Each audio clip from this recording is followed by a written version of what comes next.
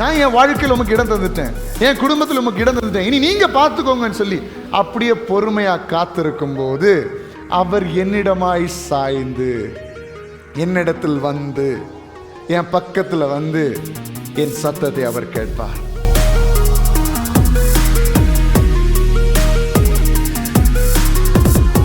உங்களுடைய குடும்பங்களை பிசாசு நெருக்கி கொண்டிருந்தாலும் சரி, உங்களுடைய தனிப்பட்ட வாழ்க்கையை பிசாசு நெருக்கி கொண்டிருந்தாலும் சரி, உங்களுடைய இருதயத்தை பிசாசானவன் நெருக்கி கொண்டிருந்தாலும் சரி, உங்களுடைய சிந்தனைகளை பிசாசானவன் குழப்பி கொண்டிருந்தாலும் சரி, இன்னைக்கு இயேசுவினிடத்தில் வாருங்கள். பர்த்திமை குருடன் கேட்டது போல, தாவீதின் குமாரனே எனக்கு இரங்கும் என்று இயேசுவை நோக்கி கூப்பிடுங்கள், அவர் வருவார், உங்களுடைய கூப்பிடுதலின் சத்தத்தை கேட்பார், உங்களுடைய நெருக்கங்களை அவர் மாற்றி போடுவார். இன்னைக்கு ஜனக்கூட்டம் இயேசுவை தொடுவதற்கு தடையாக இல்லை, நம்ம வாழ்க்கை முறை இயேசுவை தொடுவதற்கு தடையாக இருக்கிறது. நம்முடைய ஜெப வாழ்க்கை இயேசுவை தொடுவதற்கு தடையாக இருக்கிறது. உலக பிரகாரமான நேரப்போக்கு இயேசுவை தொடுவதற்கு தடையாக இருக்கிறது. உலக பிரகாரமான பாரங்கள், உலக பிரகாரமான பிரச்சனைகள், உலகத்தை பற்றிய ஆசைகள், உலகத்தை பற்றிய இச்சைகள், இது எல்லாம் இயேசுவை தொடுவதற்கு தடையாக இருக்கிறது. இன்னைக்கு அந்த ஜனக்கூட்டத்தை எல்லாம் தள்ளி இயேசுவை தொட்டால் உடைய வியாதிகள். ஆனாலும் நான் ஆண்டவருக்காக நேரத்தை செலவழிப்பேன், ஆனாலும் கர்த்தருடைய ஆலயத்தில் நான் தங்கி இருப்பேன், ஆனாலும் கர்த்தருடைய பிரகாரங்களில் நான் மனமகிழ்ச்சியா இருப்பேன், ஆனாலும் ஆண்டவருடைய வசனத்தை நான் மறக்க மாட்டேன். அப்படிப்பட்ட நிலைமையில நீங்களும் நானும் இருக்கும்போது நான் சொல்லுகிறேன், வியாதி என்கிற நெருக்கம், பலவீனம் என்கிற நெருக்கம் நம்மை விட்டு கலந்து போகும்.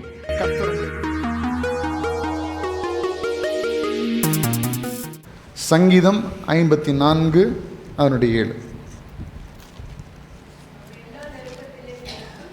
அவர் எல்லா நெருக்கத்தையும் நீக்கி என்னை விடுவித்தார், என் கண் என் சத்துருக்களில் நீதி சரி கட்டுதலை கண்டது. இந்த மாதத்தில் நாம் விசுவாசிக்க போகிற காரியம், கர்த்தர் நம்மை எல்லா நெருக்கத்திலிருந்தும் நம்மை விடுவிப்பார். ஆமென். இத்தனை நாட்கள் நம்ம பலதரப்பட்ட நெருக்கங்கள், அதாவது நெருக்கம்னா என்ன? நெருக்கம்னா என்ன? விடுதலையா எதையும் செய்ய முடியாதபடிக்கு இருக்கிற ஒரு காரியம்தான் நெருக்கம். இப்போ 4 பேர் ஒரு பெஞ்சில் உட்கார்ந்து இருக்கிறாங்கன்னா அது கொஞ்சம் பெரிய பெஞ்சா நல்லா இருக்கும், உட்காரலாம் 4 பேர். ஆனால் கூட 2 பேர் உட்காரும் போது என்ன ஆகும்? அதில் ஒரு நடுவில் இருக்கிற ஆள் கண்டிப்பாக நசுங்கி போயிடுவார், அழகாக இருக்க முடியாது, நல்லா இருக்க முடியாது. அப்போது யாராவது 2 சைட்லேருந்து நெருக்கி கொண்டிருக்கிற 2 பேர் எழும்பி போனாதான் அந்த இடத்துல ஒரு விசாலம் உண்டாகும். இதே போல நம் ஒவ்வொருடைய வாழ்க்கையிலும் பலதரப்பட்ட நெருக்கங்கள் பிசாசானவனும் கொண்டு வருகிறான், உலக மனிதர்களும் கொண்டு வருகிறார்கள். நாமும் சில நேரங்களில் அதை ஏற்படுத்தி கொள்ளுகிறோம். சரிதான் நான் சொல்றது? அநேக விதமான நெருக்கங்கள் நம்ம சரியாக வாழ முடியாதபடிக்கு, சரியாக காரியங்களை செய்ய முடியாதபடிக்கு பலதரப்பட்ட நெருக்கங்கள் நம்முடைய வாழ்க்கையில் வருகிறது. ஒருவேளை இன்றைக்கு இதை கேட்கிற நீங்கள் அப்படிப்பட்ட ஏதோ ஒரு நெருக்கத்தில் நான் இருக்கிறேன், பலவிதமான நெருக்கங்கள் நம்ம சொல்ல முடியும். இப்படிப்பட்ட ஒரு நெருக்கத்தில் இருக்கிறேன், உங்கள் ஒவ்வொருவருக்கும் தெரியும் நீங்கள் எப்படிப்பட்ட நெருக்கத்தில் இருக்கிறீங்க என்பது. அந்த நெருக்கங்கள் எல்லாவற்றையும் கர்த்தர் நம்மை விட்டு மாற்றி நம்மை விடுதலையாக வாழ வைக்கிறவராக இருக்கிறார். ஹல்லேலூயா. நிச்சயமாக தேவன் அதை இந்த மாதத்தில் செய்வார். யாரெல்லாம் விசுவாசிக்கிறீங்களோ, நாம் இன்னைக்கு விசுவாசித்து அதன்படி ஜெபம் பண்ண போகிறோம், அதனை நம்முடைய இருதயத்தில் ஏற்றுக்கொள்ள போகிறோம், அது நம்முடைய வாழ்க்கையில் அபியாசப்படுத்த போகிறோம், நம்முடைய குடும்பங்களில் அதை அபியாசப்படுத்த போகிறோம். தேவன் இந்த மாதத்திலேயே சில விசாலங்களை கர்த்தர் நம்முடைய சபையில் உண்டு பண்ணுவார். ஹல்லேலூயா. சங்கீதம் 34:17 இவ்வாறு சொல்லுகிறது, வாசியுங்கள். சங்கீதம் 34:17.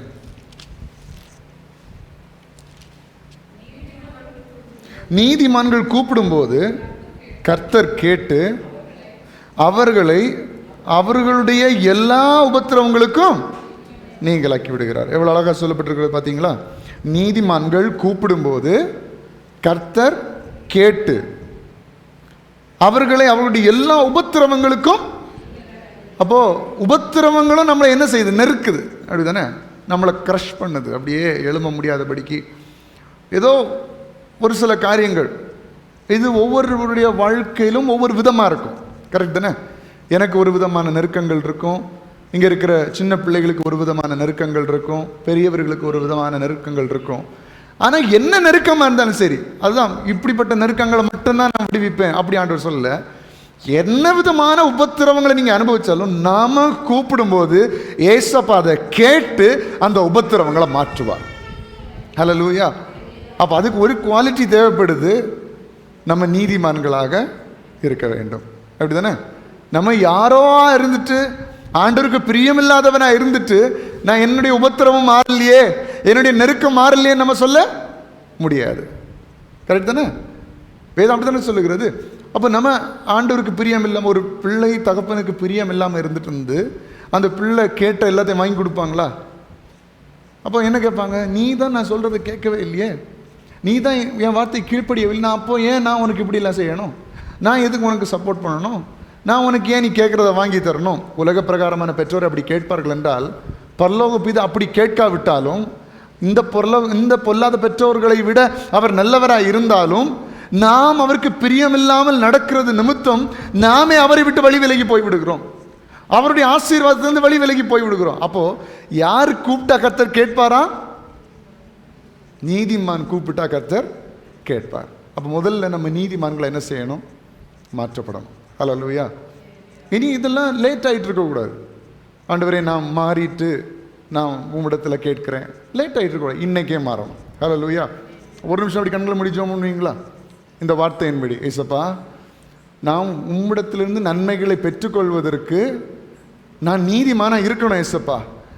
அந்த குவாலிட்டி என்கிட்ட இல்லாமல் இருந்திருந்தா இப்போ என்னை நீதிமானாக மாற்றுங்கப்பான்னு கேட்பீங்களா? ஆண்ட இடத்துல எல்லாரும் கேட்கணும். நீங்கள் ஆண்டவரிடத்துலேருந்து எதையாவது பெற்றுக்கொள்ளணும்னு விரும்புகிறீங்கன்னா ஆண்டவரிடத்தில் கேளுங்க. ஏசப்பா என்னை தகுதிப்படுத்துங்கப்பா, என்னை நீதிமானாய் மாற்றுங்கப்பா. என்னை நீதிமான் கூப்பிடும்போது கர்த்தர் அதை கேட்டு அவர்கள் அவருடைய எல்லா உபத்திரவங்களுக்கும் நீங்கள் ஆக்குவாராம். இன்றைக்கு அவனுடைய பிள்ளையை நீங்கள் எப்படிப்பட்ட உபத்திரவங்களை சந்தித்து கொண்டிருந்தாலும் சரி, எப்படிப்பட்ட நெருக்கங்களை சந்தித்து கொண்டிருந்தாலும் சரி, இன்றைக்கு காலை வேளையில் நீங்கள் கர்த்தருடைய பிள்ளையாய் மாற்றப்படும் போது கர்த்தர் உங்களை எல்லா உபத்திரவங்களுக்கும் நீங்கள் ஆக்குவார். இயேசுவே, இப்பொழுது நாங்கள் உம்முடைய கரத்தை நோக்கி பார்க்கிறோம், உம்முடைய முகத்தை நோக்கி பார்க்கிறோம். இயேசப்பா, உம்மிடத்திலிருந்து நன்மைகளை பெற்றுக்கொள்வதற்கு, உம்மிடத்திலிருந்து ஆசீர்வாதங்களை பெற்றுக்கொள்வதற்கு, உம்மிடத்திலிருந்து விடுதலைகளை பெற்றுக்கொள்வதற்கு ஆண்டவரே எங்களை நீதிமானாய் மாற்றும் அப்பா, எங்களை தகுதிப்படுத்தும் ஆண்டவரே. இந்த டிசம்பர் மாதத்தின் முதல் நாளில் நாங்கள் வந்திருக்கிறோம்ப்பா. இந்த மாதத்திலேயே நாங்கள் நிறைய நன்மைகளை கண்டுகொள்ளணும் ஆண்டவரே, அநேக ஆசீர்வாதங்களை கண்டுகொள்ளணும்ப்பா, அநேக விடுதலைகளை கண்டுகொள்ள வேண்டும் ஆண்டவரே. பலவீனங்களிலிருந்து நாங்கள் விடுபெற வேண்டும் ஆண்டவரே, பொல்லாத ஆவின் கிரியைகளிலிருந்து நாங்கள் விடுபெற வேண்டும், வியாதிகளிலிருந்து நாங்கள் விடுதலை பெற வேண்டும். அதற்காக எங்களை நீதிமானாய் மாற்றியிருக்கிறாய் ஸ்தோத்திரம். எங்களுடைய இருதயங்களை கர்த்தர் சுத்தப்படுத்தி இருக்கிறாய் ஸ்தோத்திரம். கர்த்தர் அப்படி செய்தபடினால் எல்லாரும் கரங்களை தட்டி ஆண்டவருக்கு மகிமை செலுத்துவோமா? ஹல்லேலூயா.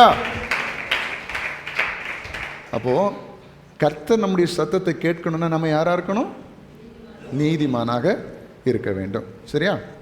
அடுத்த சங்கீதம் 40:1-3 வரைக்கும் வாசிங்க பார்க்கலாம்.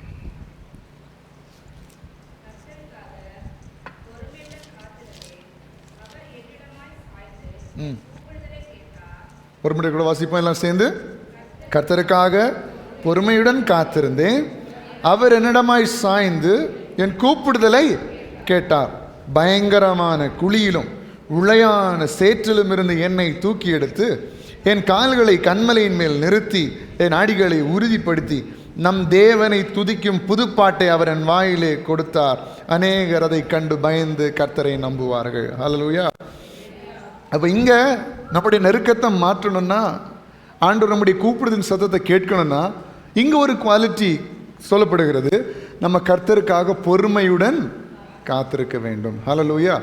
சில காரியங்கள் நம்முடைய வாழ்க்கையில் தாமதிக்கிறது என்று சொன்னால், நாம தாமதிப்பது வேறு, தேவன் தாமதிப்பது வேறு. நன்மைகளை நாமும் தாமதிக்க முடியும். ஆண்டவர் தர நினைக்கிற நன்மைகளை, ஆண்டவர் தர நினைக்கிற ஆசீர்வாதங்களை நானும் தள்ளிப்பட முடியும். தள்ளிப்பட முடியுமா? முடியாதா? முடியும். அது வேற. ஆனால் ஆண்டவரே சில காரியங்களை அவருடைய பிள்ளைகளாகிய நமக்கு கொஞ்சம் லேட்டாக கொடுத்தா போதும், அப்புறமா கொடுத்தா போதும் நினைக்கிறாருன்னா அதை நம்ம அக்செப்ட் பண்ணுறவர்களாக இருக்க வேண்டும். ஹல்லேலூயா.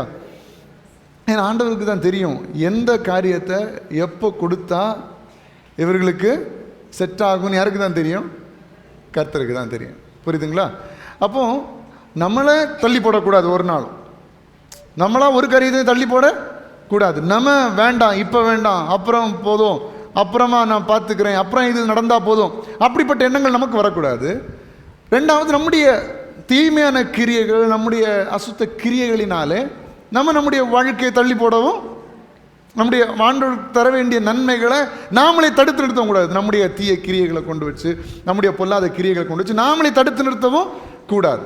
ஆனால் ஆண்டவரே சில நேரங்களை கொஞ்சம் லேட் பண்ணுறாருன்னா நம்ம காத்திருக்கணும். சரிங்களா? அப்போ நம்ம முதல்ல சொன்னது போல், முதல்ல நம்முடைய வழியை செவ்வாய்ப்படுத்தணும். நம்முடைய வாழ்க்கை நீதியாக இருக்கணும். ஆண்டவருக்கு பார்வையில் நீதி உள்ளவர்களை நம்ம கண்டிப்பாக மாறணும். ஏன்னா நிறைவானது உள்ள வரும்போது குறைவானதெல்லாம் என்ன செய்யுமா? மாறிப்போகும். அப்போ நம்ம கர்த்தருடைய பார்வைக்கு முன்பாக அவருடைய சமூகத்தில் நம்மை அர்ப்பணிக்கும் போது கர்த்தர் நம்மை நீதி உள்ளவர்களாக மாற்றுகிறார். மாற்றி தன் வழியை செவ்வைப்படுத்துதல், இப்படி வசனம் சொல்லுது தானே, வழியை. அப்போ நம்ம வழியை பெர்ஃபெக்ட் பண்ணிட்டு, ஏசப்பா இனி நீங்கள் கிரியை செய்யுங்க, நான் உமக்கு இடம் தந்துட்டேன், நான் என் வாழ்க்கையில் உமக்கு இடம் தந்துட்டேன், என் குடும்பத்தில் உமக்கு இடம் தந்துட்டேன், இனி நீங்கள் பார்த்துக்கோங்கன்னு சொல்லி அப்படியே பொறுமையாக காத்திருக்கும் போது அவர் என்னிடமாய் சாய்ந்து என்னிடத்தில் வந்து என் பக்கத்தில் வந்து என் சத்தத்தை அவர் கேட்பார். ஹல்லேலூயா. இந்த பத்திமை குருடனுடைய வாழ்க்கையில் பார்த்தீங்களா?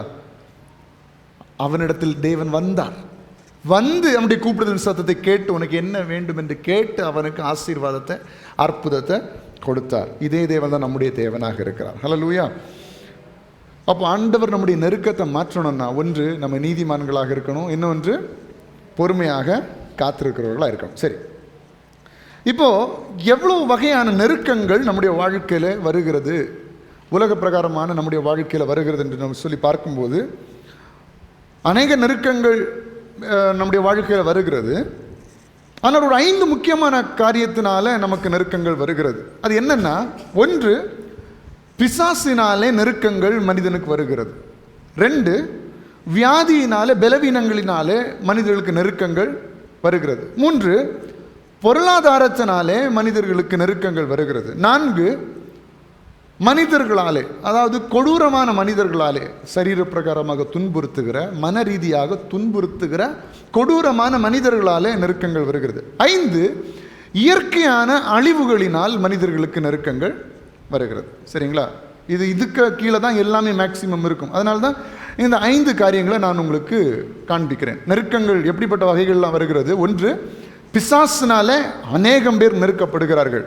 அதுவும் இந்த கடைசி நாட்களிலே அநேக மனிதர்கள் பிசாசினால நெருக்கப்படுகிறார்கள். அது நீங்கள் நன்கு அறிவீர்கள். அநேக வாலிப பிள்ளைகளை பிசாசானவன் நெருக்கி, மனதை நெருக்கி, குழப்பங்களை உண்டு பண்ணி அழித்து கொண்டிருக்கிறான். அநேக வயதானவர்களை, அநேக சிறு குழந்தைகளை பிசாசானவன் நெருக்கி அழித்து கொண்டிருக்கிறான். இப்படி பிசாசினால் நெருக்கங்கள் கண்டிப்பாக நிறைய பேருடைய வாழ்க்கையில் வருகிறது. 2வது, வியாதியின் பலவீனங்கள், சரீர சுகக்கேடுகள், பலவீனங்கள், இப்படிப்பட்டதுனால நிறைய பேருக்கு நெருக்கங்கள் வருது. 3வது, பொருளாதாரத்தில் அநேக பண கஷ்டங்கள், கடன் பாரங்கள், இப்படிப்பட்ட காரியங்களினாலே நிறைய பேருக்கு பொருளாதாரத்தில் நெருக்கங்கள் வருகிறது. 4வது, மனிதர்களால், நிறைய வீடுகளில் பார்க்கும்போது ஒரு ரிலாக்ஸ்டான லைஃபே நிறைய பேருக்கு இருக்காது. என்னென்னா சண்டை, சச்சரவு, அடி, வெட்டு குத்து, இப்படிப்பட்ட மனிதர்கள்லாம் நிறைய பேர் இருக்கிறாங்க, நிறைய வீடுகளில் இருக்கிறாங்க. சரீர பிரகாரமாக துன்புறுத்தி, அது மாத்திரம் மன ரீதியாக துன்புறுத்தி வேதனைப்படுத்துகிற நிறைய பேர் இருக்கிறார்கள். இதே போல் இன்னும் வேறு ஃபேமிலியை தள்ளி பார்க்கும்போது நாடுகளுக்கு விரோதமாக கொடூரங்கள், தீவிரவாதங்கள், நிறைய பேரை குரூப்பாக கடத்தி கொண்டு வச்சு துன்புறுத்துகிறது, இப்படிப்பட்ட காரியங்கள்லாம் நிறைய இருக்குது. இதெல்லாம் என்னது? கொடூர மனிதர்களால் வருகிற நெருக்கங்கள். சரியா? இப்படிப்பட்ட காரியங்கள், இதில் இருந்தும் ஆண்டவர் நம்மளை விடுவிப்பார். 5வது, இயற்கையான அழிவுகள். இயற்கையாக மனிதனுடைய சக்திக்கு அப்பாற்பட்டு, புரியுதுங்களா உங்களுக்கு? மனிதனுடைய சக்திக்கு அப்பாற்பட்டு நிறைய இயற்கை அழிவுகள் வருகிறது, நெருக்கங்கள் வருகிறது. இதிலிருந்தும் கர்த்தர் ஜனங்களை பாதுகாக்கிறவராக இருக்கிறார். இந்த 5 காரியங்களையும் சுருக்கமாக தியானித்து நாம் ஜெபித்து கடன் செல்ல போகிறோம். கர்த்தர் நம்மை வழி நடத்துவாராக.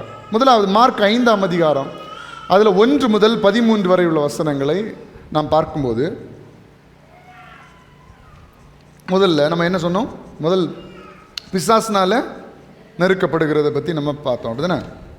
அப்போ இதில் மார்க்கு 5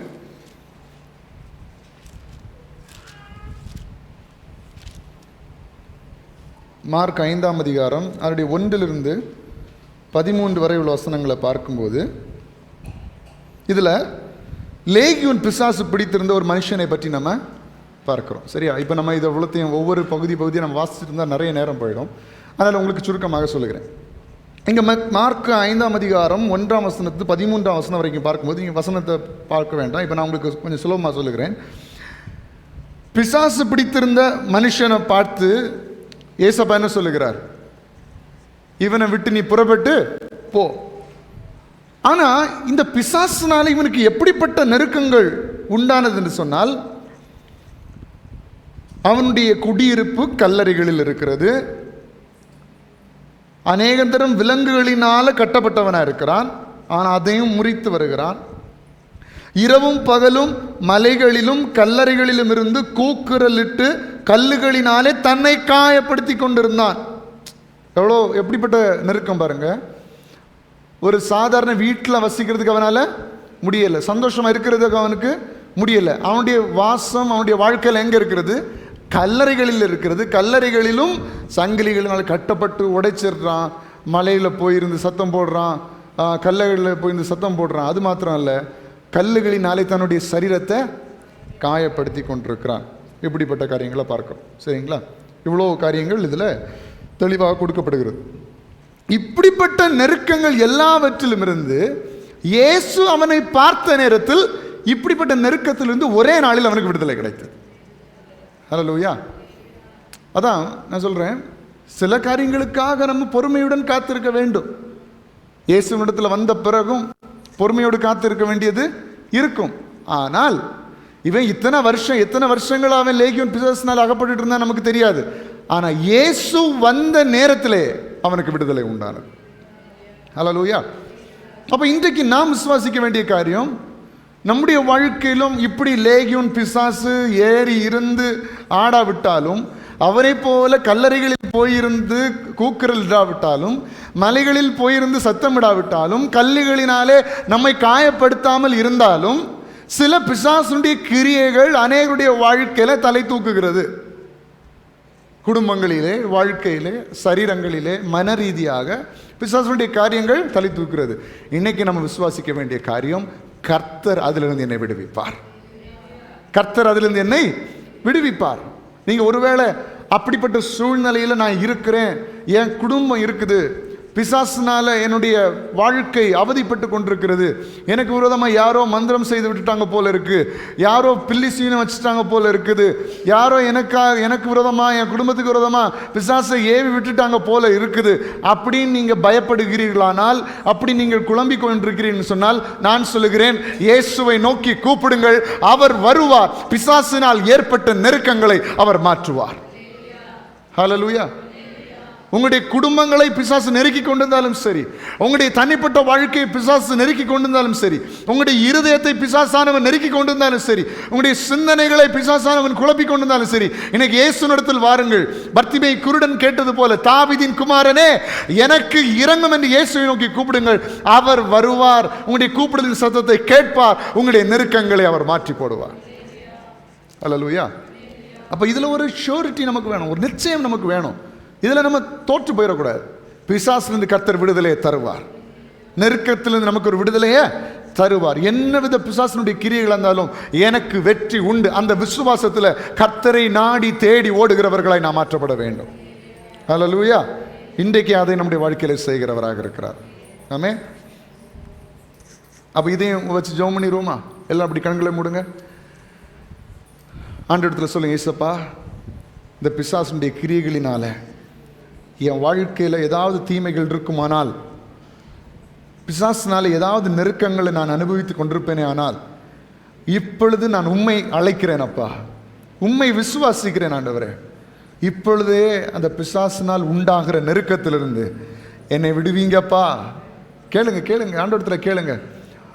ஒருவேளை நீங்கள் நினைக்கலாம், என் வீட்டில் உள்ள பிள்ளைகளுடைய வாழ்க்கையில் பிசாசுடைய கிரியை இருக்குது, இல்லை என் வீட்டில் உள்ள பெற்றோருடைய வாழ்க்கையில் பிசாசனுடைய கிரியைகள் இருக்குது, இல்லை சகோதரனுடைய வாழ்க்கையில் சாத்தானுடைய கிரியைகள் இருக்குது அப்படின்னு நான் உணர்கிறேன். இந்த நேரத்தில் அப்படி நீங்கள் உணர்கிறீங்கன்னு சொன்னால், யாரையாவது உங்களுக்கு ஞாபகம் வருதுன்னு சொன்னால், இப்போ ஆண்டவரத்தில் சொல்லுங்கள், ஏசப்பா அவர்களை ஆளுகை செய்கிற பொல்லாத ஆவியின் கிரியைகளிலிருந்து கர்த்தர் நீர் விடுதலை செய்வீராக. நெருக்கத்திலிருந்து விடுதலை. அவர் என்னுடைய எல்லா நெருக்கத்தையும் நீக்கி என்னை விடுவித்தார். பிசாசினால் உண்டாகிற நெருக்கத்தையும் கர்த்தர் விடுவிக்கிறார் இந்த நேரத்தில். எஸ், ஜனங்களுடைய வாழ்க்கை, ஜனங்களுடைய இருதயத்தை, ஜனங்களுடைய சரீரங்களை, ஜனங்களுடைய குடும்பங்களை நெருக்கி அழித்து கொண்டிருக்கிற பிசாசினுடைய கிரியைகள் இயேசுவின் நாமத்தினால இந்த வேளையில் உடைந்து போவதாக. இயேசுவே எமக்கு நன்றி. கர்த்தர் அந்த நெருக்கத்தை மாற்றினபடி எல்லா கரங்களை தட்டி ஆண்டவருக்கு மகிமையை செலுத்துவோம்.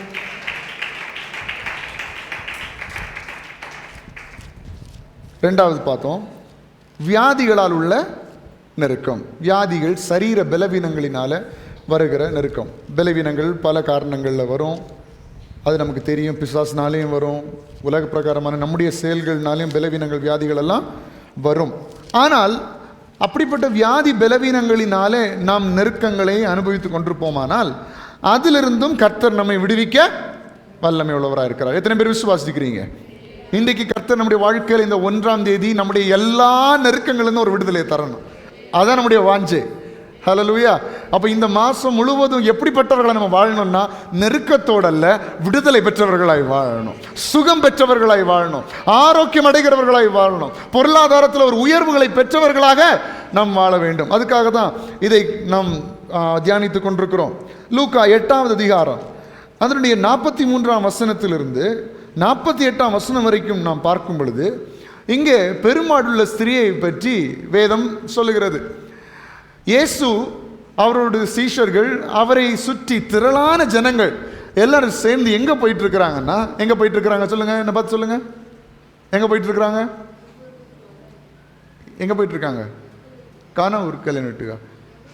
எவீருவின் மகளை பார்க்கறதுக்காக இயேசுவும் இயேசுவோடு உள்ள சீஷர்களும் போய் கொண்டிருக்கிறார்கள். எவீருவனுடைய மகளை பார்க்கணும், ஏன்னா எவீருவின் மகள் மரண அவஸ்தையாக இருக்கிறாள் அப்படின்னு சொல்லி போய் கொண்டிருக்கிறாள்.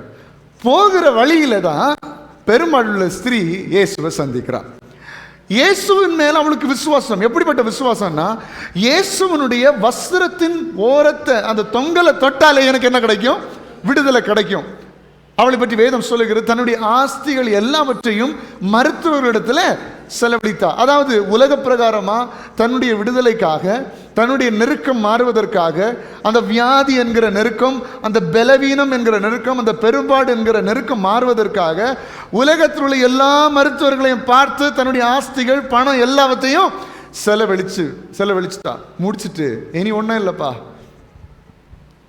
இயேசுவின் வஸ்திரத்தை தொட்டா போது எனக்கு விடுதலை கிடைக்கும். அந்த நெருக்கத்தின் நடுவில் என்ன நெருக்கம்? முதல்ல அவளுக்கு சரீரத்தில் நெருக்கம். அவளால் ஒழுங்காக வாழ முடியல, நிம்மதியாக இருக்க முடியல. அதோடு கூட இயேசுவை சந்திக்க முடியாதபடிக்கு ஜனக்கூட்டத்தினால் உள்ள நெருக்கம். இந்த எல்லா நெருக்கத்தையும் தாண்டி இயேசுவை பார்த்து போகிறாள்.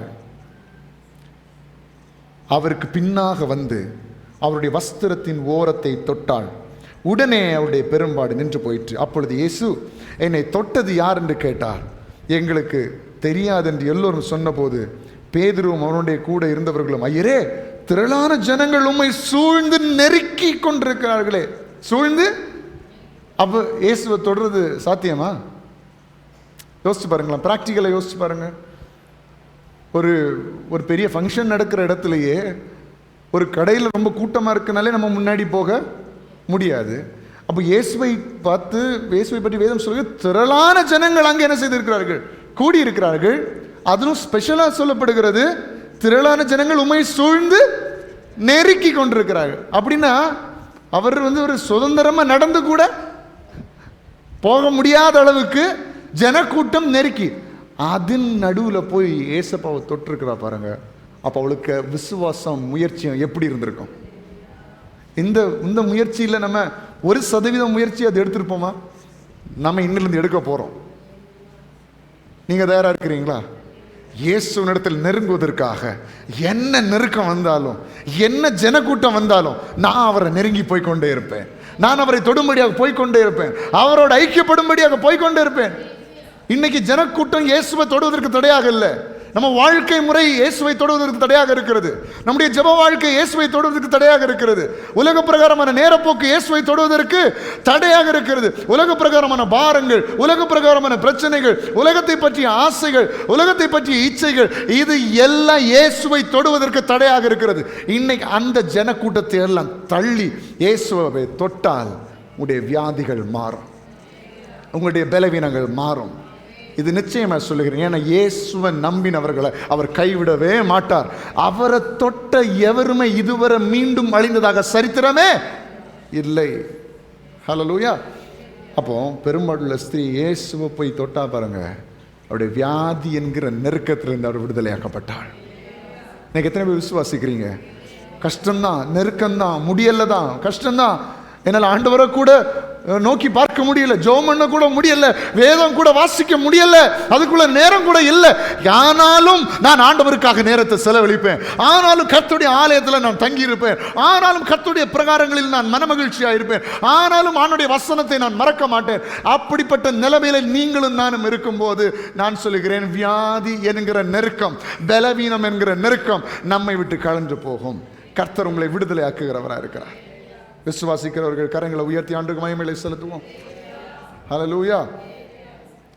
விசுவாசிக்கிறீங்களா? இதை எல்லாரும் கண்களை மூடி ஜெபிப்போமா இந்த காரியத்துக்காக. ஆண்டவரே, ஒருவேளை இந்த இடத்துல இருக்கிற நீங்கள் யாராவது சரீர பிரகாரமான பலவீனத்தோட, சரீர பிரகாரமான ஒரு சோர்வு, ஒரு கஷ்டம், ஒரு பாரம், இல்லை ஏதாவது வியாதிகள் இருக்குமானால் இன்னைக்கு ஆண்டவர் சொல்லியிருக்கிறார், உன்னை எல்லா நெருக்கத்திலும் உன்னை விடுவிப்பேன். எல்லாரும் கண்களை மூடி ஜெபிப்போம். இந்த சத்தத்தை கேட்டுக்கொண்டிருக்கிற நீங்கள் யாராவது பலவீனத்தோடு, வியாதிகளோடு இந்த சத்தத்தை கேட்டுக்கொண்டிருந்தால் இப்பொழுது நீங்கள் ஆண்டவரத்தில் நீங்கள் இருக்கிற இடங்களில் சொல்லுங்க, ஏசப்பா இந்த வசனத்திற்கு நான் என்ன அர்ப்பணிக்கிறேன். ஹல்லேலூயா. உங்களுடைய வார்த்தைக்கு நான் என்ன அர்ப்பணிக்கிறேனப்பா. இப்பொழுதே எங்களுடைய வாழ்க்கையில் இருக்கிற பலவீனங்கள் எல்லாம் மாறட்டும், வியாதி என்கிற நெருக்கங்கள் மாறட்டும், சரீர களைப்புகள் என்கிற நெருக்கம் மாறட்டும், சரீர சோர்வு என்கிற நெருக்கம் மாறட்டும். கர்த்தர் நீர் விடுதலை தருவீராக. உம்மோடு நாங்கள் ஐக்கியம் கொள்ளுகிறோம் ஆண்டவரே. இப்பொழுதே விடுதலைகள் நடக்கட்டும், இப்பொழுதே சுகம் உண்டாகட்டும், இப்பொழுதே அந்த வலிகள் எல்லாம் மாறட்டும். சரீரங்களில் இருக்கிற வலிகள், சரீரங்களில் இருக்கிற சோர்வுகள், சரீரங்களில் இருக்கிற குறைபாடுகள் இயேசுவின் நாமத்தினால மாறி போகட்டும். ஹல்லேலூயா. எப்படிப்பட்ட ப்ராப்ளம்ஸ் இருந்தாலும் இப்பொழுதே ஒரு விடுதலை உண்டாகட்டும். சரீரத்தில் இருக்கிற ஜாயிண்ட் பெயின்ஸ், வலிகள் இயேசுவின் நாமத்தினால மறையட்டும், இயேசுவின் நாமத்தினால மறையட்டும். சுகர் லெவல்ஸ் எல்லாம் நார்மல் ஆகட்டும், பிளட் ப்ரெஷர்லாம் நார்மல் ஆகட்டும், வீசிங் ட்ரபிள் எல்லாம் மாறி போகட்டும். ஆண்டவரே, எல்லா வித பிளட் ரிலேட்டட் டிசீஸ் எல்லாம் இயேசுவின் நாமத்தினால மாறி போகட்டும். ஹல்லேலூயா. மனபாரங்களை உண்டு பண்ணுகிற பொல்லாதாவின் கிரியைகள், வியாதியின் கட்டுகள் இயேசுவின் நாமத்தினால உடையட்டும். என்னென்ன பிரச்சனைகளை பிள்ளைகள் சந்திக்கிறார்களோ இயேசுவின் நாமத்தினால் இந்த ஆராதனை விடுதலை உண்டாகட்டும். எல்லாவித தோல் வியாதிகள் மறையட்டும், எல்லாவித ஸ்கின் ப்ராப்ளம்ஸ் இயேசுவின் நாமத்தினால மாறி போகட்டும். எல்லாவித வியாதிகளும் இயேசுவின் நாமத்தினால் விலகி போகட்டும். ஹல்லேலூயா. இந்த நாட்களில் பரவி வருகிற காய்ச்சல்கள், சளித்தொல்லைகள் எல்லாம் இயேசுவின் நாமத்தினால் ஜனங்களை விட்டு மாறி போகட்டும். என்ன சரீர பிரகாரமான நெருக்கங்கள் இருந்தாலும் கர்த்தர் இந்த நேரத்தில் ஜனங்களை விடுதலையாக்குவீராக, விடுதலையாக்குவீராக. கர்த்தர் நம்முடைய வாழ்க்கையில் அப்படி செய்ய போகிறபடியா எல்லா கரங்களை தட்டி ஆண்டவருக்கு மகிமை செலுத்துவோம். 2 காரியங்களை பார்த்தோம். 1, பிசாசினால் வருகிற நெருக்கங்களிலிருந்து கர்த்தர் நம்மளை விடுதலையாக்குகிறார். 2, வியாதியினால வருகிற நெருக்கங்களை கர்த்தர் விடுதலையாக்குகிறார். 3வது, பொருளாதார நெருக்கங்களிலிருந்து கர்த்தர் நம்மை விடுதலையாக்குகிறார். வேதாந்த திருப்புகளும் 1 ராஜாக்கள் 17ஆம் அதிகாரம் அவருடைய 10ஆம் வசனத்திலிருந்து 15ஆம் வசனம் வரைக்கும் நாம் பார்க்கும் பொழுது, 1 ராஜாக்கள் 17ஆம் அதிகாரம், 1 ராஜாக்கள் 17 அவருடைய 10லிருந்து 15 வரை உள்ள வசனங்கள். அதில் நம்ம பார்க்கும்போது, ஆண்டுடைய தீர்க்கதரிசி ஆகிய எலியா சாரிபாத்திற்கு போகிறார். அங்கே போகும்போது ஒரு விதவை விறகு பிறக்கி கொண்டிருக்கிறார். அவன் அவளை பார்த்து கூப்பிட்டு, நான் குடிக்கிறதுக்கு கொஞ்சம் தண்ணீர் ஒரு பாத்திரத்தில் எனக்கு கொண்டு வா என்றான். கொண்டு வர அவள் போகிற போது அவன் அவளை நோக்கி கூப்பிட்டு, கொஞ்சம் அப்பவும் உன் கையில் எடுத்துக்கொண்டு வா என்றான். அதற்கு அவள், பானையில் ஒரு பிடி மாவும் கலயத்தில் கொஞ்சம் எண்ணெயுமே அல்லாமல் என்னிடத்தில் ஒரு அடையும் இல்லை என்று உம்முடைய தேவனாய கர்த்தருடைய ஜீவனை கொண்டு சொல்லுகிறேன். இதோ நானும் என் குமாரனும் சாப்பிட்டு செத்து போக அதை எனக்கும் அவனுக்கும் ஆயத்தப்படுத்துகிறோம். 2 விறகு புறக்கி கொண்டிருக்கிறேன் என்றாள். அப்பொழுது எலியா அவளை பார்த்து, பயப்படாதே, நீ போய் உன் வார்த்தையின்படி ஆயத்தப்படுத்து. ஆனாலும் முதல் அதில் எனக்கு ஒரு சிறிய இழையை பண்ணி என்னிடத்தில் கொண்டு வா, பின்பு உனக்கும் உன் குமாரருக்கும் பண்ணலாம். உடனே அந்த வார்த்தைக்கு அவள் கீழ்ப்படுகிறாள். கர்த்தர் தேசத்தின் மேல் மழையை கட்டளையிடும் நாள் மட்டும் பானையின் மா செலவழிந்து போவதும் இல்லை, கலசத்தின் எண்ணெய் குறைந்து போவதும் இல்லை என்று இஸ்ரவேலின் தேவனாகி கர்த்தர் சொல்லுகிறார் என்றாள். அவள் போய் எலியாவின் சொற்படி செய்தாள். அவளும் இவனும் அவள் வீட்டாரும் அநேக நாள் சாப்பிட்டார்கள். ஹல்லேலூயா. கர்த்தர் பொருளாதார காரியங்களிலும் கர்த்தர் நம்மை விடுவிக்கிறவராக இருக்கிறார். ஆண்டவர் ஆவிக்குரிய வாழ்க்கையில் விடுதலை செய்வார் அப்படின்னு நாம் அறிந்திருக்கிறோம். ஆனால் பொருளாதார காரியங்களில், மெட்டீரியல் ரிலேட்டடான காரியங்களில் ஆண்டவர் எனக்கு உதவி செய்ய முடியுமா அப்படி நீங்கள் கேள்வி கேட்டால் கர்த்தர் நிச்சயம் செய்வார். கர்த்தரால் செய்ய முடியும். ஏனென்றால் ஐஸ்வர்யம் கனமும் அவராலே வருகிறது. ஐஸ்வர்யம் எல்லாம் அவருடைய கரத்தில் இருக்கிறது. உங்களையும் என்னையும் ஐஸ்வர்யவானாய் மாற்றும்படியாய் அவர் தரித்திர கோலத்தை என்ன செய்திருக்கிறாராம், தன்னுடைய வாழ்க்கையில் இந்த பூமியில எடுத்திருக்கிறார். அப்படி என்றால் பொருளாதார காரியங்களிலும் நீங்கள் படுகிற நெருக்கங்களை என் கர்த்தர் மாற்ற வல்லமையுள்ளவராக இருக்கிறார். வேதவசனத்தில் முதலாவது நாம் வாசித்தோம், அவர் என்னை எல்லா நெருக்கத்தையும் நீக்கி விடுவிப்பார். அப்படி என்றால் பொருளாதார காரியங்களிலும் பண கஷ்டங்கள் சம்பந்தப்பட்ட காரியங்களிலும் கர்த்தர் நம்மை விடுதலையாக்க வல்லமையுள்ளவராக இருக்கிறார். ஹல்லேலூயா. இப்போ இப்படிப்பட்ட ஒரு நேரத்தில், இப்படிப்பட்ட ஒரு கஷ்டத்தின் நடுவில், இப்படிப்பட்ட ஒரு பஞ்சத்தின் நடுவில் தேவன் இந்த மகளுக்கு, அவனுடைய குமாரனுக்கு இவ்வளவு ஆசீர்வாதத்தை அநேக நாள் சாப்பிடும்படியாக கொடுக்க முடியும் என்றால், இன்றைக்கு நீங்களும் நானும் சந்தித்து கொண்டிருக்கிற பொருளாதார பிரச்சனைகளிலே, குறைகள் மத்தியிலே தேவன் நமக்கு நிறைவை தருவது அதிக நிச்சயமாக இருக்கிறது. நம்ம இன்னைக்கு பயந்து போகக்கூடாது. ஆண்டவரே, எப்படி நான் சர்வைவ் பண்ண போகிறேன், எப்படி நான் வாழ போகிறேன், எப்படி நான் இந்த பிரச்சனைகள் எல்லாம் தீர்க்க போகிறேன் அப்படி என்று சொல்லி நாம் பயப்படக்கூடாது. ஏனென்றால் இதில் நம்மை ஆசீர்வதிக்கிற கர்த்தர் நம்மோடு கூட இருக்கிறார். பஞ்சத்தில் அவர்களை உயிரோடு காக்கவும் கர்த்தருடைய கண்கள் அவர்கள் மேல் நோக்கமாக இருக்கிறது. பஞ்சம்தான், சுற்றியும் குறைவுதான், எப்பொழுதுமே குறைவுதான் நான் பார்க்கிறேன். என்னை சுற்றி இருக்கிற ஜனங்களுடைய வாழ்க்கையிலும் குறைவுதான் இருக்கிறது. ஆனால் அவற்றின் நடுவில் என்னை உயிரோட காக்க என் கர்த்தர் வல்லமையுள்ளவராக இருக்கிறார். இதான் பொருளாதார காரியங்களிலும் கர்த்தர் நம்மை ஆசீர்வதிக்க வல்லமை உள்ளவர். பாருங்க, எவ்வளவு பிரச்சனைகள் இருந்தாலும் சரி, கர்த்தருடைய சமூகத்திலே நாட்டப்பட்டவர்களாய் தேவ மனுஷனுடைய வார்த்தைக்கு கீழ்ப்படிந்து, அப்படிதானே அது எலியா சொல்லுகிறான், முதல்ல நீ எனக்கு ஒன்று பண்ணி கொண்டு வா, அதுக்கப்புறம் உனக்கு உன்னுடைய பிள்ளைக்கும் பண்ணலாம். இங்கே என்ன செய்தான்ங்கிறது முக்கியம் இல்லை, கர்த்தருடைய வார்த்தைக்கு செவி கொடுக்கிறாள். சரிதானே? இப்போ செஞ்சுட்டா, அப்புறம் ஊழியக்காரருடைய பசியை ஆற்றிட்டா, அதெல்லாம் ரெண்டாவது பாருங்க. ஆனால் அந்த வார்த்தைக்கு மதிப்பு கொடுக்குறா. பார்த்தீங்களா? தீர்க்கதரிசியினுடைய வாயிலிருந்து வருகிற வார்த்தை யாருடைய வார்த்தையாக இருக்கிறது? கர்த்தருடைய வார்த்தையாக. அப்போ அதை அங்கீகரித்து அவ்வளோ கஷ்டத்தின் நடுவிலும் கர்த்தருடைய வார்த்தைக்கு செவி கொடுக்கிற அந்த மகளுக்கு கர்த்தர் நிறைவான ஆசீர்வாதத்தை கொடுக்கிறார். அப்போ நம்முடைய பிரச்சனைகள் நடுவில், நம்முடைய போராட்டங்கள் நடுவில் யார் யார் கர்த்தருக்கு அதிக முக்கியத்துவம் கொடுக்கிறோமோ, யார் கர்த்தருடைய வார்த்தைக்கு அதிக முக்கியத்துவம் கொடுக்கிறோமோ அவருடைய வாழ்க்கையில் நிச்சயம் நிரம்பி வழிகிற ஆசீர்வாதங்கள் உண்டாகும். ஹல்லேலூயா. எத்தனை பேர் விசுவாசிக்கிறீங்க கர்த்தர் இதை என் வாழ்க்கையில் செய்வார்? ஜெபிப்போமா, கண்களை மூடி. ஏசப்பா, என் வாழ்க்கையில் பொருளாதாரத்தில் அநேக குறைகள் இருக்கலாம்.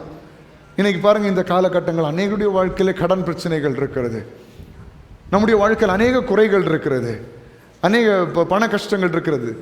ஆனால் இது எல்லாவற்றையும் தேவன் மாற்றி ஆசீர்வதிக்க வல்லமையுள்ளவராக இருக்கிறார். விசுவாசத்தோட ஆண்டத்தில் ஜெபம் பண்ணுங்க. ஏசப்பா, இந்த மகளுக்கு, இந்த வேதாகமத்தில் எழுதப்பட்டிருக்கிற இந்த மகளுக்கு இப்படி ஒரு பொருளாதாரத்தில் இவ்வளோ ஒரு நிறைவான ஆசீர்வாதத்தை கொடுக்க முடியும்னா, என்னையும் என்னுடைய குடும்பத்தையும் ஆசீர்வதிக்க உம்மால் முடியும்ப்பா. என்னையும் என்னுடைய வாழ்க்கையை ஆசீர்வதிக்க உம்மால் முடியும் ஆண்டவரே. நான் பணத்துக்காக நான் யார்கிட்டையும் கையேந்தி நிற்க நீங்கள் விட மாட்டீங்க ஆண்டவரே. அப்படிப்பட்ட சூழ்நிலைகள் எல்லாம் என்னை விட்டு மாற்றும். கர்த்தர் அதை செய்வார். பொருளாதார காரியங்களிலே, பண விஷயங்களிலே நெருக்கப்படுகிற உனக்கு கர்த்தர் ஒரு விடுதலையை தருவார். யார் யார் இன்றைக்கு இந்த வசனத்தை விசுவாசிக்கிறீங்களோ, இந்த மாதத்திலிருந்து இதனுடைய கனிகளை நீங்கள் புசிப்பீர்கள். இந்த மாதத்திலிருந்து கர்த்தர் உங்களுக்காக வாசல்களை திறப்பதை நீங்கள் பார்ப்பீர்கள். தேவன் உங்களை நன்மையால் நிரப்புகிறவராக இருக்கிறார். ஆண்டவரே, இந்த சத்தத்தை கேட்டுக்கொண்டிருக்கிற யாராவது, இந்த இடத்துல நிற்கிற யாராவது, இந்த பொருளாதார காரியங்களில், பண விஷயங்களில் கஷ்டப்படுகிறவர்கள், நெருக்கப்படுகிறவர்கள் இருப்பார்கள். ஆனால் கர்த்தாவே, அதிலிருந்து வெளிவரும்படியான வழிகளை கர்த்தர் நீர் திறந்து கொடுப்பீராக. அதற்கான வாசல்களை கர்த்தர் நீர் திறந்து கொடுப்பீராக. அற்புதமாய் நீர் ஒவ்வொருவரையும் வழி நடத்துவீராக. நன்றி தகப்பனே, நமக்கு ஸ்தோத்திரம். கர்த்தர் நம்முடைய பொருளாதார நெருக்கங்களை மாற்றி நம்மை விடுவிக்க போகிறபடினால் எல்லாரும் நல்ல கரங்களை தட்டி ஆண்டவருக்கு மகிமையை செலுத்துவோம். 3 காரியங்களை பார்த்தோம். 1, பிசாசினால் நெருக்கத்தை கர்த்தர் விடுவிக்கிறார். 2வது, வியாதினால் வருகிற நெருக்கத்தை கர்த்தர் விடுவிக்கிறார். 3வது, பொருளாதாரத்தினால் வருகிற நெருக்கத்தை விடுவிக்கிறார். 4, கொடூர மனிதர்களால் வருகிற நெருக்கத்தை கர்த்தர் என்ன செய்கிறார்? விடுவிக்கிறார். அப்போஸ்தலர் 16ஆம் அதிகாரம் 23ஆம் வசனத்திலிருந்து 34ஆம் வசனம் வரைக்கும் பார்க்கும் பொழுது, பவுலும் சீலாவையும் சிறைச்சாலையிலே அடைத்து வைத்து துன்புறுத்துகிறார்கள். பவுலும் சீலாவும் ஏதோ தவறு செய்து பாவம் பண்ணி மற்றவங்களை நாசம் பண்ணி ஜெயிலுக்கு வந்தவங்க கிடையாது. கர்த்தருடைய ஊழியத்தை செய்ததுனால துன்புறுத்தப்படுகிறார்கள். நல்லா கவனிக்கணும். எப்படி கஷ்டப்படுறாங்க? ஏதோ நல்ல தப்பு செஞ்சு உலகத்தில் திருடி, உலகத்தில் கொள்ளையடித்து, மற்றவங்களை துன்புறுத்தி, மற்றவங்களை கொலை செய்து அப்படி சிறைச்சாலைக்கு வந்தவர்கள் கிடையாது. தேவனுடைய நாமத்தை மகிமைப்படுத்துகிறதுனால், தேவனுக்காக ஊழியம் செய்கிறதுனால், அந்த அரசாங்கம் அவருடைய கொள்கைக்கு விரோதமாக இவர்கள் நின்றபடினாலே அவர்களை பிடித்து துன்புறுத்தி சிறைச்சாலையில் போடுகிறார்கள். இங்கே சிறைச்சாலையில் போடும் பொழுது இவர்களை மன ரீதியாக துன்படுத்துவது மாத்திரமல்ல, சரீர பிரகாரமாக அவர்கள் என்ன செய்கிறார்கள்? துன்புறுத்துகிறார்கள். நம்ம வாசிக்கிறோம், அந்த பகுதியை பாருங்க. அப்போஸ்தலர் 14 அல்ல, அப்போஸ்தலர் 16 16 அப்போஸ்தலர் 16 அதில் பார்க்கும்போது 23ஆம் வசனத்தில், அவர்களை அநேக அடி அடித்த பின்பு, எல்லாரும் சத்தமாக வாசிங்க, அவர்களை கொஞ்சம் அடியா அநேக அடி அப்படின்னா எந்த அளவுக்கு அடிச்சிருப்பாங்கன்னு பாருங்க. இப்போவே இந்த நம்ம பார்க்குறோம், ஏதாவது கைது செய்யப்பட்ட மனிதர்கள் எல்லாம் அவங்க போலீஸ் ஸ்டேஷனில் லாக்அப்பில் இருந்துட்டு வெளியே வரும்போதே அவங்க தோற்றம் என்ன செய்யுது? மாறிவிடுது. ஏன்னா அந்த அளவுக்கு கொடுமையாக அடிப்பாங்களாம், அடித்து கொடுமைப்படுத்துவாங்க. அப்போது இந்த காலத்தில் எப்படின்னா, அந்த காலத்தில் இதெல்லாம் சர்வசாதாரணம். அப்போ எப்படிப்பட்ட அடிகளை அடித்திருப்பார்கள்னு நீங்கள் கொஞ்சம் யோசிச்சு பார்க்கணும். சரீர பிரகாரமாக கொடூரப்படுத்துகிறார்.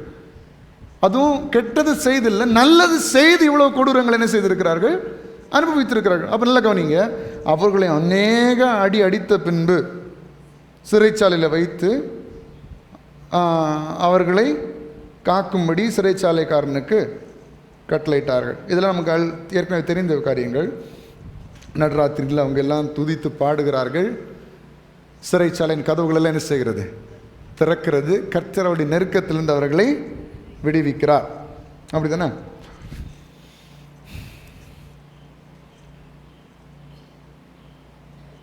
முப்பதாம் வசனத்திலிருந்து பாருங்க.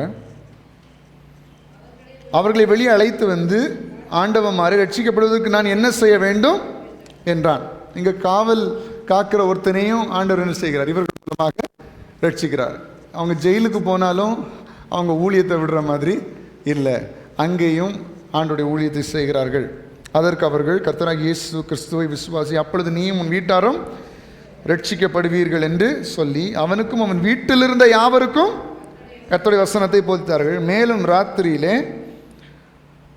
ராத்திரியில் அந்நேரத்தில் தானே அவன் அவர்களை அழைத்து கொண்டு போய் அவர்களுடைய காயங்களை கழுவினான்.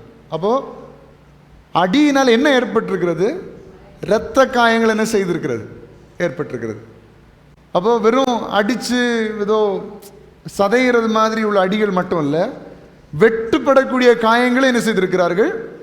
அதான் காயங்களை கழுவினான், அவருடைய காயங்களை கழுவினான். பார்த்தீங்களா? அப்போ எப்படிப்பட்ட சூழ்நிலையில் நெருக்கப்பட்டிருக்கிறார்கள் சரீர பிரகாரமாக. இன்றைக்கு அநேக இடங்களில் ஜனங்கள் சரீர பிரகாரமாக நெருக்கப்படுகிறார்கள்.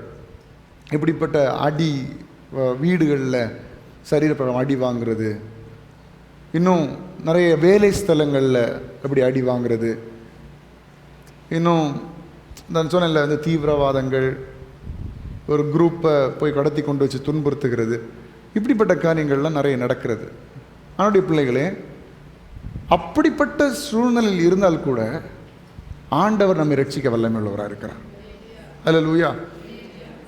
அப்படிப்பட்ட நெருக்கங்களில் யாராவது இருப்பீர்களானால் அப்படிப்பட்ட நெருக்கங்களிலிருந்தும் கர்த்தர் விடுதலை ஆக்குகிறார்.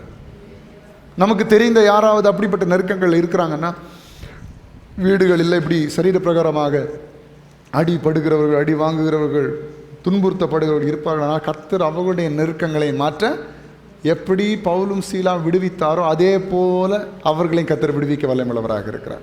விசுவாசிக்கிறீங்களா? ஜெபிப்போமா எல்லாரும் கண்களை மூடி.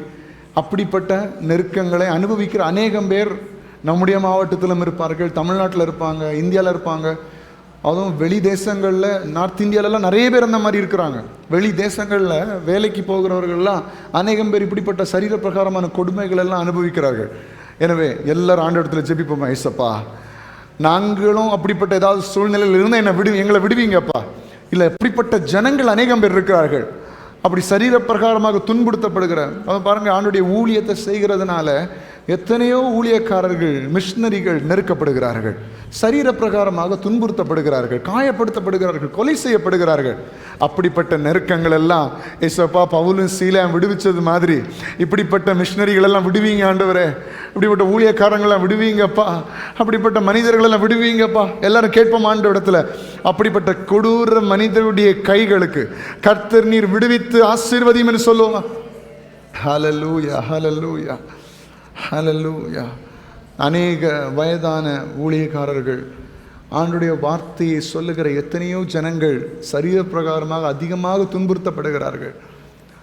அவங்களுக்காக நீங்கள் இப்போ ஜெபிப்பீங்களா? ஏசப்பா அந்த கொடூரமான மனிதருடைய கைகளுக்கு அவங்கள விலக்கி காத்துக்கொள்ளுங்கப்பா. உம்முடைய ஊழியத்தை செய்கிறபடினால, உம்முடைய நாமத்தை மகிமைப்படுத்துகிறதுனால அவங்கள அற்புதமாக விடுவீங்க ஆண்டவரேன்னு சொல்லுவோமா? உமக்கு ஸ்தோத்திரப்பா. எங்களுடைய ஜெபத்தை கேட்டு கர்த்தர் அப்படிப்பட்ட ஜனங்களை, அந்த சரீர பிரகாரமாக துன்புறுத்தப்படுகிற, சரீர பிரகாரமாக நெருக்கப்படுகிற அந்த ஜனங்களை கர்த்தர் விடுவிக்கிற போகிறபடினால் எல்லாரும் கரங்களை தட்டி ஆண்டவருக்கு மகிமையை செலுத்துவோமா? ஹல்லேலூயா. இயேசுவே உமக்கு ஸ்தோத்திரம். 4 காரியங்களை பார்த்தோம். என்னெல்லாம்? 1, பிசாசினால் நெருக்கப்படுகிறவர்களை கர்த்தர் விடுவிக்கிறார். வியாதியில் நெருக்கப்படுகிறவர்களை கர்த்தர் விடுவிக்கிறார். பொருளாதாரத்தில் நெருக்கப்படுகிறவர்களை கர்த்தர் விடுவிக்கிறார். கொடூர மனிதர்களால் நெருக்கப்படுகிறவர்களை கர்த்தர் விடுவிக்கிறார். 5வது நான் சொன்னேன், இயற்கையின் பேரழிவுகளினாலே நெருக்கப்படுகிறவர்களை கர்த்தர் என்ன செய்கிறார்? விடுவிக்கிறார். கர்த்தர் நினைத்தால், கர்த்தர் மனம் இறங்கினால் இயற்கை அழிவுகளிலிருந்து என்ன செய்ய முடியும்? காப்பாற்ற முடியும். நேற்றைய தினத்தில் ஒரு எல்லாருக்கும் தெரிந்த நியூஸ். என்ன நியூஸு? என்னது? புயல். புயல் சென்னை மெரினாவிலெல்லாம் அப்படியே கடந்து வருகிறதாட்டு நம்ம பார்த்தோம். ஆனால் அற்புதமாக கர்த்தர் என்ன செய்தார்? எல்லாரையும் பாதுகாத்திருக்கிறார். இப்படி இது நேற்றுக்கு நம்ம கேள்விப்பட்ட சம்பவங்கள். இப்படி இப்போ கொஞ்ச நாளைக்கு முன்னாடி வயநாட்டில் நிலச்சரிவு ஏற்பட்டது, அநேக இடங்களில் சுனாமிகள் வருகிறது, பூகம்பங்கள் வருகிறது, எரிமலைகள் வெடிக்கிறது, மழையினாலே ஆபத்துகள் வருகிறது, ஜனங்கள் அழிந்து போகிறார்கள். மலைகளில் ஏற்படுகிற நிலச்சரிவுகளினாலே எத்தனையோ ஜனங்களுடைய குடும்பங்கள் எல்லாம் அழிக்கப்படுகிறது. ஆனால் இப்படிப்பட்ட இயற்கை அழிவுகளிலிருந்தும் கர்த்தர் நம்மை பாதுகாக்கிறவராக இருக்கிறார். அப்படிப்பட்ட நெருக்கங்களிலிருந்து கர்த்தர் நம்மை பாதுகாக்கிறவராக இருக்கிறார். அதான் நம்ம முதல்ல வாசம் சங்கீதம் 54:7, அவர் எல்லா நெருக்கத்தையும் நீக்கி என்னை, எல்லா நெருக்கத்துக்குள்ள எல்லாமே அடங்கும். அப்போ இந்த இயற்கை சம்பந்தப்பட்ட காரியங்களில் கூட கர்த்தர் விடுவிக்கிறவராக இருக்கிறார். அதற்கு ஒரு நல்ல எடுத்துக்காட்டு தான் ஆதியாகமம் 8ஆம் அதிகாரத்தில் நம்ம பார்க்கிறோம். 7ஆம் அதிகாரம், 8ஆம் அதிகாரம், 9ஆம் அதிகாரத்தில் பார்க்கிறோம். நோவாவை கர்த்தர் பாதுகாத்தார். எதிலிருந்து பாதுகாத்தார்? இயற்கையாக ஏற்பட்ட ஒரு பெரிய வெள்ளப்பெருக்கிலிருந்து கர்த்தர் அவனையும் அவனுடைய குடும்பத்தையும் மிருக ஜீவன்களையும் பாதுகாத்தார். மேலிருந்து தண்ணீர், நிலத்திலிருந்து தண்ணீர் எழும்பி உலகத்தில் இருக்கிற மிகவும் உயர்ந்த சிகரங்களை விட, மலைகளை விட அதிகமான வெள்ளத்தினால் இந்த பூமி சூழப்பட்டது. அப்படி நான் யோசிச்சு பாருங்க, எந்த அளவுக்கு தண்ணி வந்திருக்கும். அதை நம்ம அந்த தண்ணீரை நம்மளால, அந்த அளவு தண்ணீரை நம்மளால நினைச்சு கூட பார்க்க முடியாது. அந்த அளவுக்கு அதிகமான தண்ணீர். அந்த அளவுக்கு அதிகமான தண்ணீரால் இந்த பூமி நிரப்பப்பட்ட போதிலும் நோவாவை கர்த்தர் நினைவு கூர்ந்தபடியினால் அவனையும் அவனுடைய குடும்பத்தையும் மிருக ஜீவன்களையும் கர்த்தர் பாதுகாத்தார். அல்லேலூயா. ஆதியாகமம் 8ஆம் அதிகாரத்தில் பார்க்குறோம். அதோட 14ஆம் வசனத்திலிருந்து 2ஆம் மாதம் 27ஆம் தேதியிலே பூமி காய்ந்திருந்தது. அப்பொழுது தேவன் நோவாவை நோக்கி, நீ உன்னோடே கூட உன் மனைவியும் உன் குமாரரும் உன் குமாரின் மனைவிகளும் பேழையை விட்டு புறப்படுங்கள். உன்னிடத்தில் இருக்கிற சகலவித மாம்ச ஜந்துக்களாகிய பறவைகளையும் மிருகங்களையும் பூமி மேல் ஊறுகிற சகல பிராணிகளையும் உன்னோடே வெளியே வரவிடு. அவைகள் பூமியிலே திரளாய் வர்த்தித்து பூமியின் மேல் பலுகி பெருக கடவது என்றார். அல்லேலூயா. அப்போது என்னுடைய குடும்பத்தையும் மிருக ஜீவன்களை கர்த்தர் அற்புதமாக பாதுகாத்து வெளியே சந்தோஷமாய் வாழும்படியே கர்த்தர் கிருபை செய்தார். அதே ஆண்டவர் இன்றைக்கு நம்முடைய வாழ்க்கையில் கிரியை செய்கிறவராக இருக்கிறார். தேசத்தில், நாடுகளிலே, பல இடங்களிலே இயற்கையினால் பல அழிவுகள் வருகிறது, பல பிரச்சனைகள் வருகிறது. ஆனால் நம்ம கர்த்தரை நோக்கி கூப்பிடும்போது நம்முடைய சத்தத்தை அவர் கேட்டு நம்முடைய எல்லா நெருக்கத்தையும் கர்த்தர் நீங்களாக்கி விடுவிப்பார். எல்லாம்